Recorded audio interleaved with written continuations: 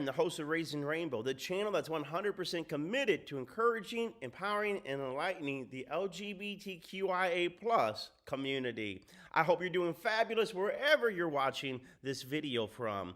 You know, what straight people don't get about gay sex. What straight people don't get about gay sex. And no, we don't always want to talk about sex on Raising the Rainbow, but sexuality is very important. And one of the reasons why it's talked a lot in the gay community, in the rainbow mafia, is because how much we have been brainwashed to not understand what sexuality is, or to feel ashamed, or, you know, what I find surprising is I find that there's a lot of older people that are gay that are coming out in their 40s that still have a lot of misconception around sexuality. Not about so much who they want to get it on with, but what it means from a heart level, an emotional level, a spiritual level.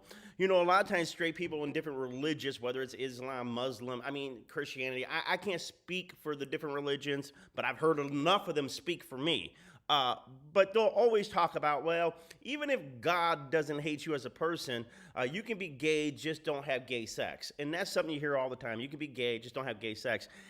And what these people are not seeing, and what they're only seeing, is when they see a same gender loving couple, all their mind goes to is sex. This is who you're having sex with. And they're basing the whole relationship of a same gender loving couple on what they're doing in their bedroom. And so this makes me think, when a straight person, preacher, pastor, pope, I don't give a, well, the pope, they're not married, or, well, let's not even talk about what preachers are doing in their bedroom. That would be something to talk about. But no, I don't care what religion, where you're coming from. When someone makes the kind of comment about, well, you just don't need to have a partner, you just don't need to have a partner, I'm convinced that person has never truly been in love. I don't even care if they're married. If they're married, a straight person's married to a woman, I doubt he ever loved her. I doubt he ever loved. I'm saying to every straight person out there that tells a person that's gay, you can't be gay, you shouldn't be with another person of the same sex, and you're married and you say that, I doubt you love your husband, I doubt you love your wife. I think you're fearful and you're holding on to a religion that makes you feel self-important because you're sacrificing something that makes you feel better than others. Why do I doubt that you love your husband or wife if you're straight and you're telling a gay person or a lesbian person or anyone else who they can and cannot be with? It's because when you have truly loved somebody, and you're sitting in that bedroom holding their hand, or you're sitting there snuggled up and you're having those intimate conversations or life conversations, or you're being there in their life when tragedy is striking, or when they're making decisions, or just living everyday life together to get through, working, sleeping, coming home, you realize that love is such a higher level than just the fact that someone's a man or a wife, or a woman or a man or a couple or two men or two women. Love itself is such a sacred thing that if you truly love someone and you felt the love to protect them, the love to care about them, the love that says, I'm going to dedicate my life to this person. I want to serve this person. My soul is connected to them, and I care for them on a deeper level than anyone else because I feel drawn to be with this person and create a life. That kind of love, if you've ever experienced, you would never deny from another human being. So when you tell the young people, okay, you can be gay, just don't have gay sex, what you're really saying to them is we deny the fact that you should have a companion. You should go through this life without having any companion. And what's funny, it's so funny for straight people to say, just go through life without having any companion. Make Jesus your companion.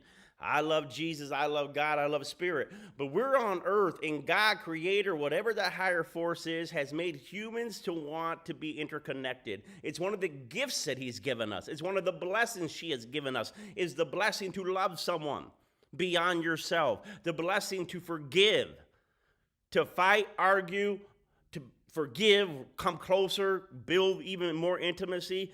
These are the tools of spirit. These are the tools of blessings. These are the tools of what divine love can be felt and expressed and built between a human person. Most of the time, or not most of the time, many of the times, to grow in divinity is through working on your human relationships. And there's no greater human relationship where there's more vulnerability than the intimate relationship. The person you're intimately involved with your body, your love, your emotions, your sexuality, your whole being.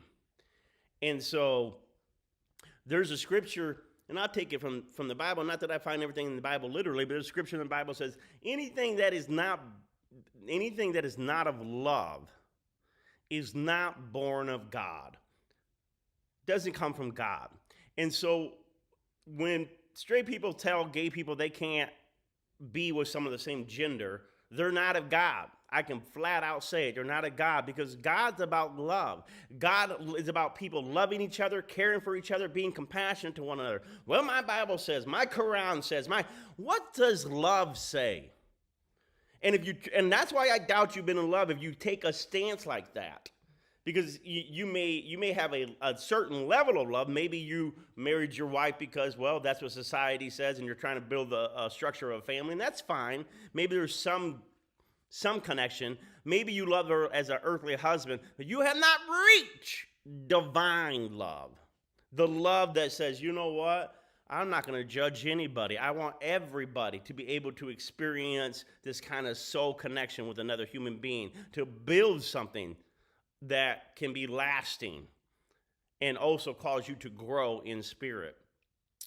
So I hope this gets out. I hope there's a lot of people that viral this and say, how do you know that? And because let's have that conversation.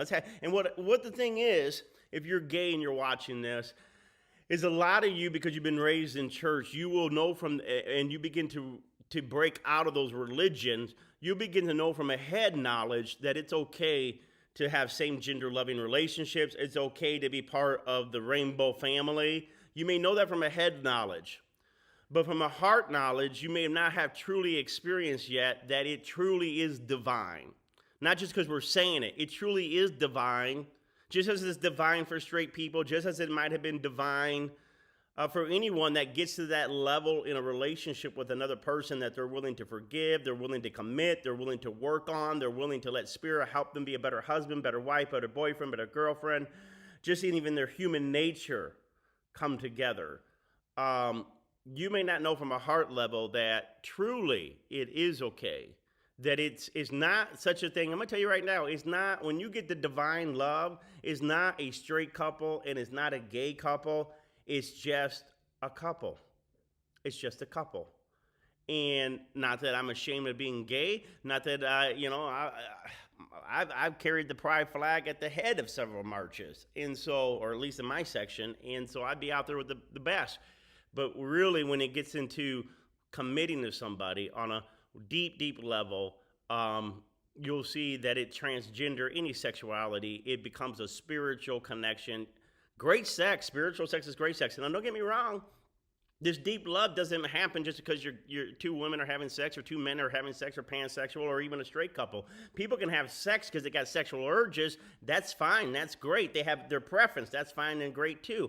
But I'm trying to let also people in the LGBTQIA community know that is all right. You don't even have to have divine love to be able to enjoy your sexuality. But I want to let you know that you can experience this type of true connection in this community. And when you really do, for me, I think you will have a connection to God. Even if we have a lot of people in the community that are atheists, when you really feel this human love that goes deeper than anything, because your heart is open. A lot of times our heart is broken before it's open. Many times our heart is broken. Maybe your heart is broken right now, and I want to encourage you to open it, to not become cynical or closed down. If you're hurt and bitter, take it to Spirit. Best thing if you're hurt and bitter too is share that with your partner. Share that with your partner. Not that I'm going to blame you or fault you, but these things are hurting me. I just don't want to become so resentful that it closes down the love between us.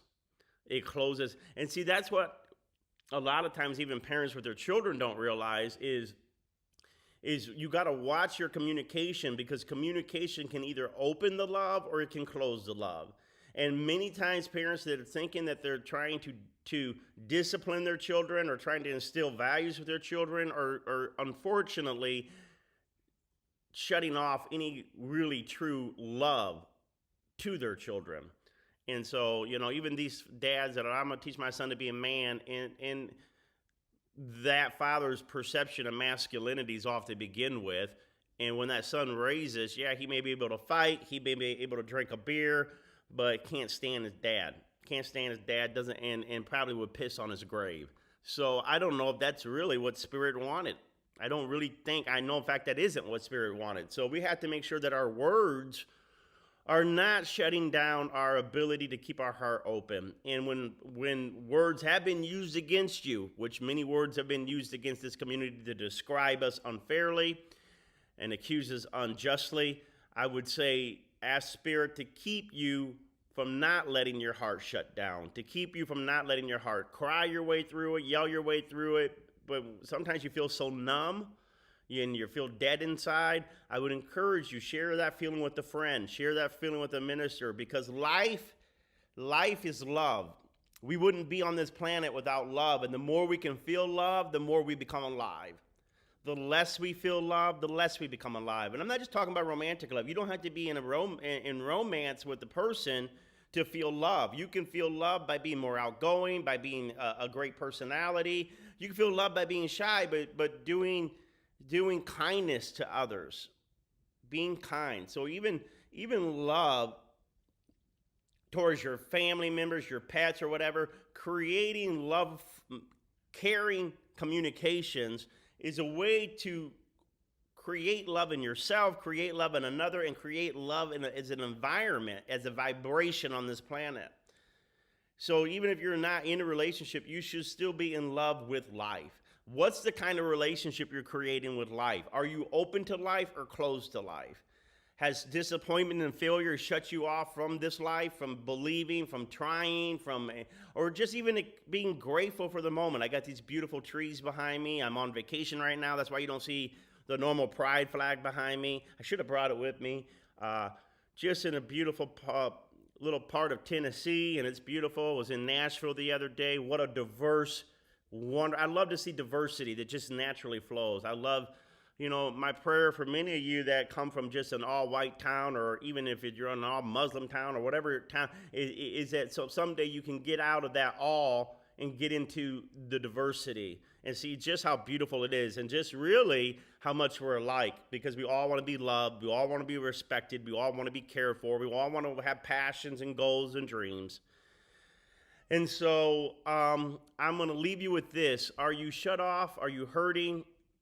Open up to Spirit. Raising Rainbow is about lifting our vibration. It's hard to lift your vibration if you're in pain. Always, I say, find purpose in your pain and wisdom in your wound. You're not going to escape this life from pain. You're not going to escape this life from any wounds.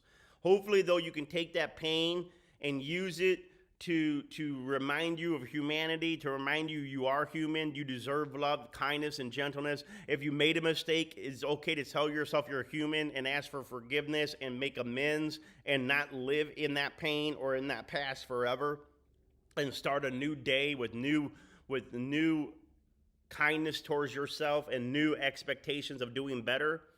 Every day is a chance to do better. And I believe when Raising Rainbow, Raising Consciousness, we do better when we treat each other better. And when you treat yourself better, you'll probably treat others better. So I wish you all love, love, love. I wish you that kind of love that says, I do want to serve another, be kind to another, be a part of another's life. And for those that are struggling, like, I don't know, if God likes this or not, I can tell you what God likes in my personal experience is when you do treat the person you're with respect, kindness, forgiveness, when you encourage them. One day, if you're watching this and you've always been turned. No, I just said the word turn. If you've been turned against yourself, when they constantly preach against you that you're not natural, that you're an abomination, they're teaching you to hate yourself. They think they're teaching you to love God. They're teaching you to hate yourself. And really, anything out there that's teaching you to hate yourself isn't from God, because God's energy is one of, you are marvelous and beautiful, and I created you just the way you are. And so if you've not experienced, young people, even old people, there will come a day when you're holding your partner's hand, and in that moment you realize there is nothing but God. Nothing but God. Nothing but this love energy. And it will take away any doubt that you had, even though you're living what they would call a lifestyle. It would take any doubt you have and realize I'm not living a lifestyle. I am life, and I'm a life that has come alive because I've absolutely realized, not just from my head, but I finally realized from my heart that love is never defiled or dirty or wrong, but love is most pure. And God made me to love another man. God maybe made you to love another woman, or made you to love another whatever, fill in the blank. But the bottom line is, are we loving?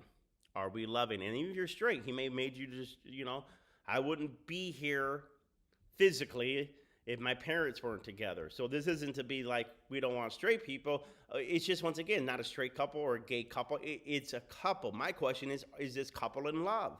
Are they in forgiveness? Are they in kindness? Are they in gentleness?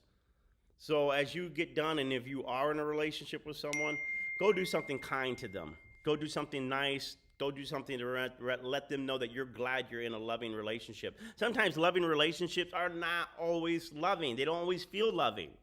And that's where it feels like it's tough love because you're working on it. But you can always ask yourself, well, the relationship isn't feeling loving. Where are we gotten off in our actions and our thoughts and our feelings towards one another? If you've gotten off track, you can get back on track. You can get in realignment. It is possible.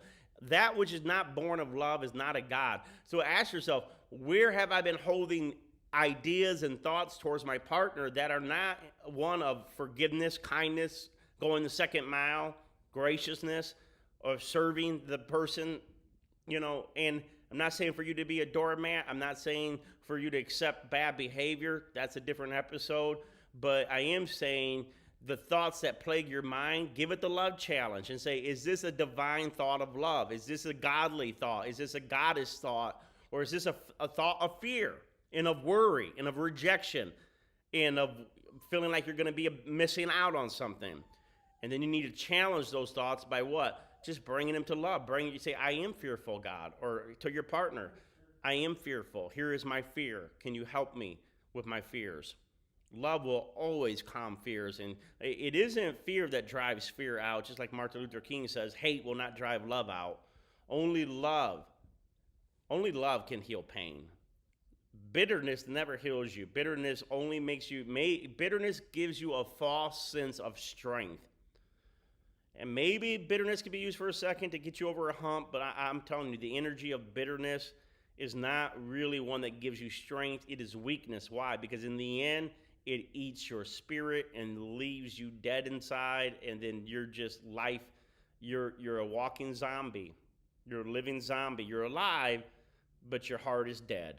I don't want you that. For Raising Rainbow, I pray right now for all of you. I send positive energies for all of you that have feel dead inside. That Spirit would surround you with love, that you would find friends that surround you with love, that one day for those that are desiring to know what it is to be in a loving companionship relationship, that you could find that and experience that and give that to another as well. All right, everyone, blessings to all of you. I'm going to enjoy my vacation. We'll see you next Tuesday on Raising Rainbow.